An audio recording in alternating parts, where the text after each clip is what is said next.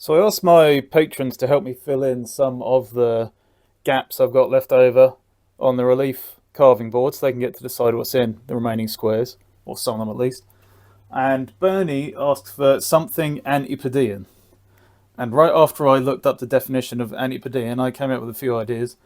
I could have gone with like a boomerang or Vegemite or kangaroo, crocodile, etc., etc. But I have to kind of think about what people on YouTube might want to see, and also something that's a bit different from what I've already done. So we're going to do a big wave, which kind of loosely, links to Australia and the kind of surfing culture and the big waves that they have there for that. So yeah, so what I'm going to do today, a big wave. So if you've seen any of the other videos in the relief carving series, you will know that the bendy boy chisel almost always comes out at the start to create the outline around the subject and around this kind of border that I've made around the outside.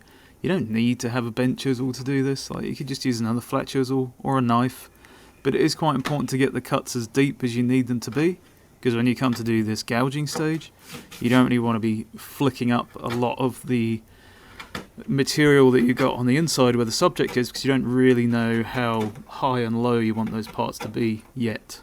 I mean, you might know if you've planned that far ahead, but generally I don't.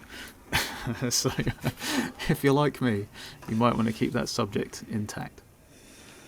Now this part I didn't really know what to do. I looked up quite a few references online of what could be there, and it just looked like some other water splashing around, so I just tried to make it look like there was some other kind of water there splashing around a bit.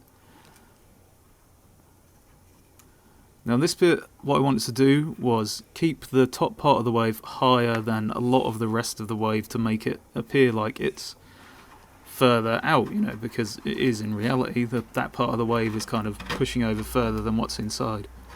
And so trying to create like a shadow underneath that top part.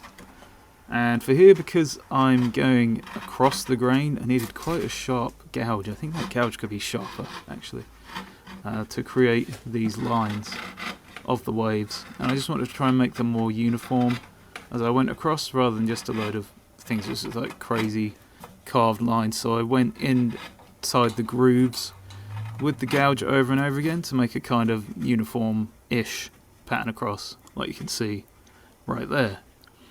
My aim now was to think about the depth and the kind of perspective. So on the far left, the wave gets further away, and on the far right, the wave gets closer, at least the way that I want people to be viewing it.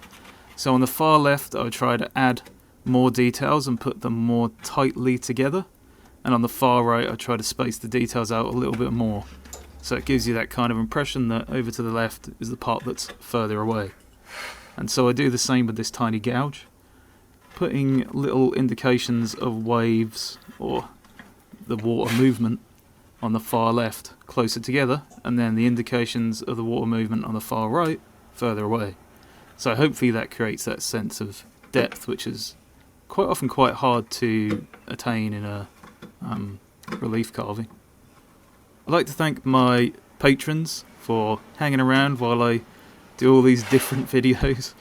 Thanks very much, guys, for sticking around. If you become a patron, you get to see videos earlier than everyone else by at least a day or two, and you get to influence projects and see some behind the scenes stuff that other people don't get to see till much later.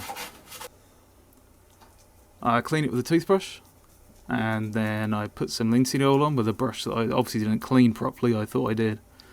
And then I just use a bit of old cotton t-shirt to wipe away the excess. So the wave inspired by Bernie's suggestion is there now at the bottom. I can't really point to it because I'm using both of my hands. But yeah, you can see the wave is there now. There's a few that are permanent ones in there that I'm definitely going to do. So the acorn, the owl, and that kind of straight line is like a border. But the other squares are going to be taken up by ideas that were suggested by my patrons ages ago when I asked them to do it. Once again, Bernie, thanks very much for being a patron and for suggesting something Antipodean, just to confuse me.